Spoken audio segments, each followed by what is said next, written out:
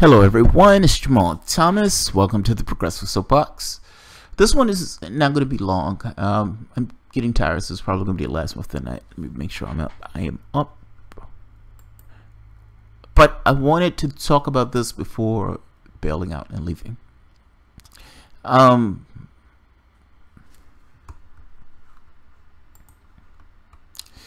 This is The Guardian. Mogadishu truck bomb, 500 casualties in Somalia's worst attack.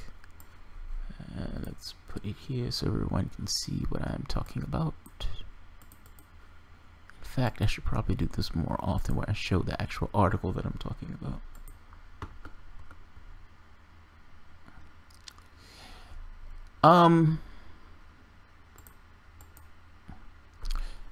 I've traveled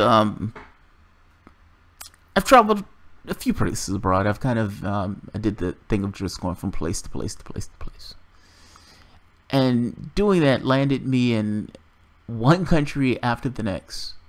There was a variety of cultures, with all the noises and everything else that come along with just this thing of traveling and going from place to place. There were certain places that were a little bit more comfortable than others, and yet and still, for the most part, you still just kind of made your way. I had the opportunity to go through several Muslim countries, and what I've discovered was that for the most part, those countries are just like our country. Those people are just like our people here. They're real, actual flesh and blood people with lives and entanglements.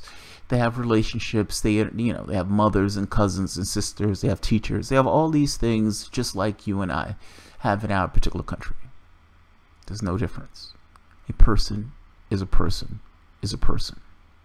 Whether that person is in Somalia, whether that person is in Italy, whether that person is in Italy, well, I should say in Richmond, Virginia.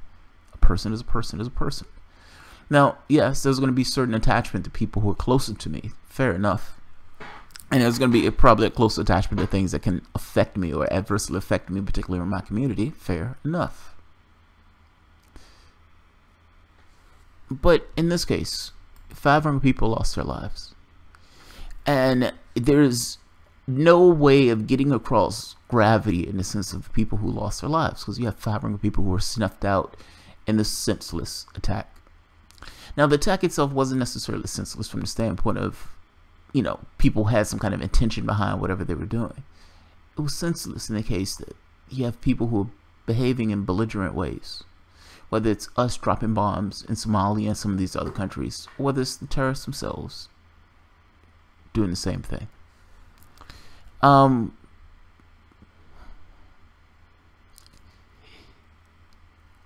Can we accept for the moment, let me read the part of this and I'll ask my question. The death toll in the bombing that hit the center of Mogadishu on Saturday continues to rise, with more than 300 people now believed they've been killed and hundreds more seriously injured. That number is 500 now. The scale of the losses makes the attacks, which involved a truck packed with several hundred kilograms of military-grade and homemade explosives, one of the most lethal terrorist acts anywhere in the world for many years.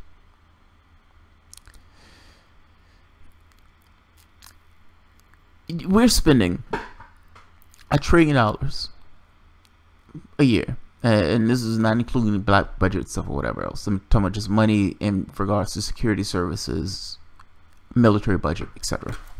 $1 trillion, and we're in one country after the next, dropping bomb after bomb after bomb after bomb after bomb.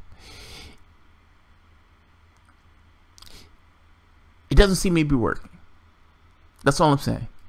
If your goal in this, meaning if our goal around the world to inflict our will upon the world in these Middle Eastern countries, if our goal in this is to pacify those populations that have less terrorist activity, that doesn't seem to be working.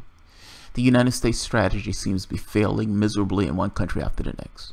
And they seem to be leveraging the bravery of people who are misguided in their patriotism, or what patriotism actually is, and leveraging that bravery into going through these countries to do bad things to those populations. It's not working.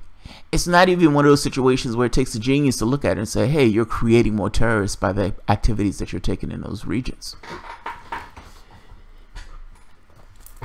to any degree that's possible, say for the moment, say for the moment that the Marshall Plan wasn't the actual Marshall Plan. Say you didn't build up Germany and you didn't build up Japan. What would have happened to Germany and Japan immediately after the war? I'm curious about this. Part and parcel to the reason we built up Germany and Japan in those ways is because we wanted them to be a bulwark against what we consider to be Russian aggression or expansion, Soviet Union. We're setting fires to those countries, one after the next. And we're stunned and supposed to believe that these guys are shocked as shit that they can't necessarily get a handle on what terrorism is in that region. What do these guys want? That's the first point. And the second point is it impossible to believe that if you're dropping bombs in regions and you're hitting people in those regions, that those people are going to respond in certain ways? Now, I'm not saying being a dandelion about it. None of that. I'm just kind of making this point that the strategy that we've gone with so far is dropping bombs. Hasn't worked. How long is the United States expected to spend $1 trillion per year in those countries while our country crumbles and falls apart? Get out of those countries. We've just had troops that were murdered or killed, however you want to call it, in some other region. Get out of those countries. It's none of our business. Get out of those countries. We're making it worse. That's the point I'm getting at.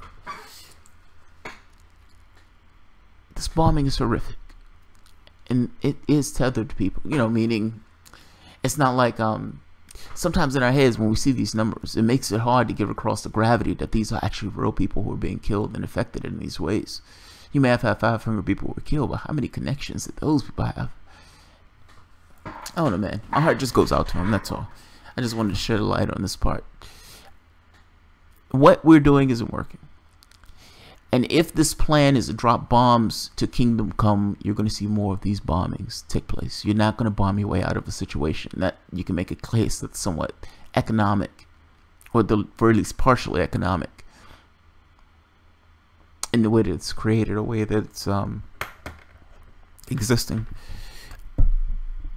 I had to be honest, even if you could get rid of the economic portion of this issue, meaning people have the things that they need, I have no clue how you get rid of the religious part. That part I don't get.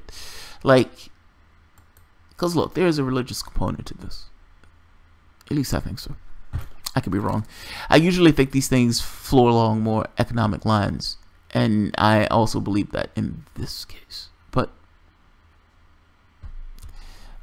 my experience in Muslim countries are slightly... Look, America can be terrifying. Muslim countries can be terrifying in different ways. I'll put it that way. I was in a car with a woman. We were in Jordan, I believe. And I had just gotten across the border from... No, I'm sorry. We're in Israel. Yeah, we're in Israel. She was taking me to Bethlehem. She was taking me into areas of Palestine.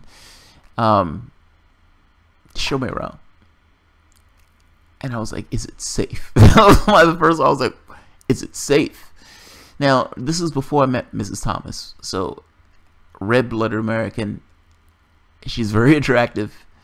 And I'm like, hey, can I take you out to dinner? She's like, hey, I'm going back to Palestine. It's like, she's like, but you can come with me there.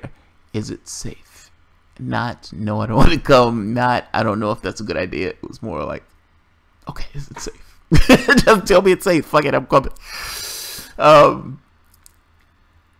Yeah, and I remember being in the cab, and the guy says something to the effect of, he's trying to charge me more because I'm an American.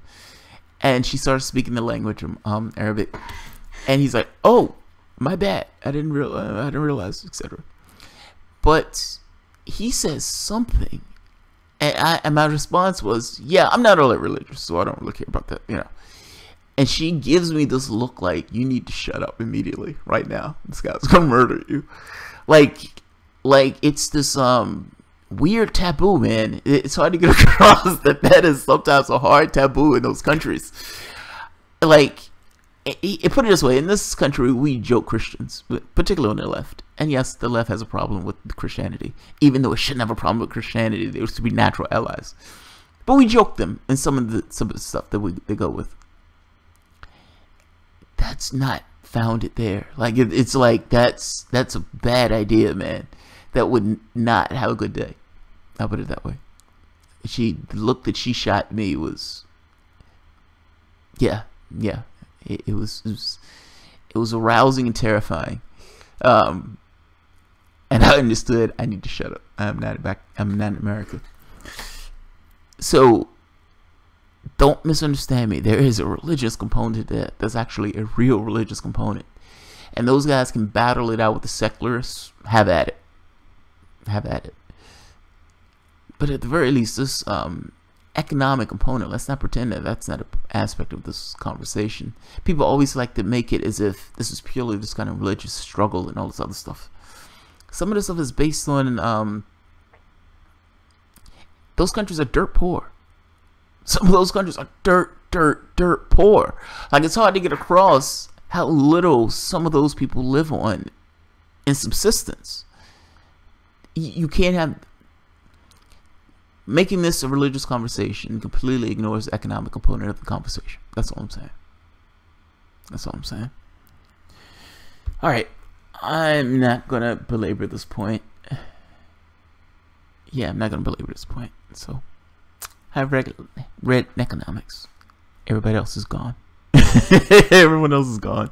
This is somewhat of a morbid issue. So, alright. If you enjoy the content, feel free to share, like, subscribe, and of course, you can always support the Patreon. Thanks, guys.